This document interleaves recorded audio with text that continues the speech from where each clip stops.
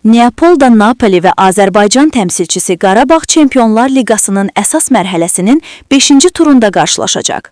Bu oyun ərəfəsində Napolinin baş məşqçisi Antonio Conte mətbuat konfransı keçirib və komandası üçün vacib açıqlamalar verib. Conte bildirib ki, Qarabağ Çempionlar Liqasında artıq bir neçə önəmli oyun keçirmiş və yüksək nəticələr qazanmışdır.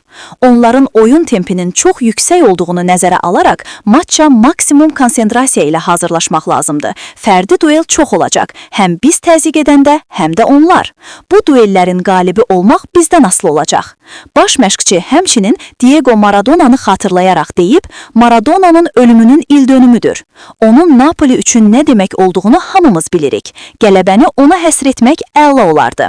Antonio Conte Qarabağı Çempionlar Liqasının kəşfi adlandırıb və komandadakı legionerlərin çoxluğuna baxmayaraq bütün oyuncuların yaxşı inteqrasiya olunduğunu vurğulayıb. O əlavə edib ki, sabahki maç yüksək intensivlikdə olacaq və komandası güclü enerji və konsentrasiya ilə oyuna başlamalıdır. Onlarda legioner çoxdur, amma hamısı komandaya çox yaxşı inteqrasiya olunub.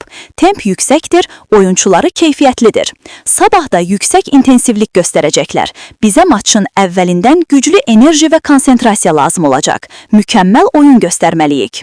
Conte həmçinin Çempionlar Liqasındakı digər komandaları da qeyd edib, Qarabağ Benfica üzərində qələbə qazandı, Chelsea ilə isə heç-heçə etdi. Bu, onların nə qədər güclü və sürprizlər edə bilən komanda olduğunu göstərir. Sizcə, Napoli sabah Qarabağı məğlub edə biləcəkmi? Yoxsa Azərbaycan təmsilçisi sürpriz edəcək? Daha çox maç şərhi və futbol xəbərləri üçün kanalımıza abunə olun və zəng işarəsini aktiv edin.